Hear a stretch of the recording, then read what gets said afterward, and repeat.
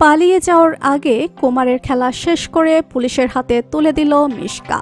হ্যাঁ বন্ধুরা, আমরা দেখতে পাবো অনুরাগের ছোঁয়া ধারাবাহিকের আগামী পর্বগুলোতে দীপা মন্দিরের পুরোহিত মশাইকে বলে যে তাকে সাহায্য করার কথা। মন্দিরের ঠাকুরের মূর্তির পেছনে দাঁড়িয়ে দীপা ও পুরোহিত কথা বলতে থাকে। কুমার ভেবে নেয় হয়তো ঠাকুর নিজেই কথা বলছে তার সাথে। এরপরে হঠাৎ রুদ্রমূর্তি নিয়ে দীপা কুমারের সামনে এসে দাঁড়ায়। সূর্য এসে দাঁড়ায় দীপার পাশে। দীপা এবং সূর্য দুজনেই মিলে কুমারকে আচ্ছামতো ধুলাই করে। কুমারকে টানতে টানতে হসপিটালে নিয়ে যায় এবং সবার সামনে কুমারকে দিয়ে সবটা স্বীকার করিয়ে নেয়।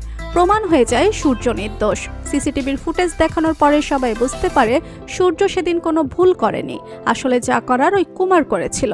পুলিশ আসার আগেই লোকজন কুমারকে ধুলাই করতে থাকে।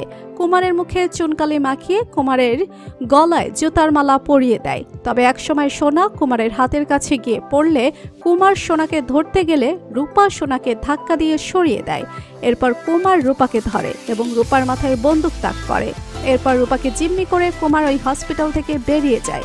কুমার পালানোর চেষ্টা করে এবং কুমার দীপা সূর্যকে হুমকি দেয় সেনগুপ্ত পরিবারের সবাইকে সে শেষ করে ফেলবে।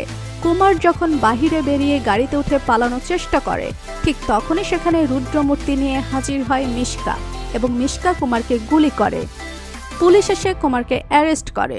মিশকা কুমারকে গুলি করেছে এমন ঘটনা দেখে সবাই অবাক হয়ে যায়। তবে মিশকা দীপাকে বলে যে মিশকা অনেক খারাপ কাজ করেছে তোমার সাথে, কিন্তু আর নয়, এই কুমারকে শেষ করেই মিশকা কুমারের খেলা শেষ করলো।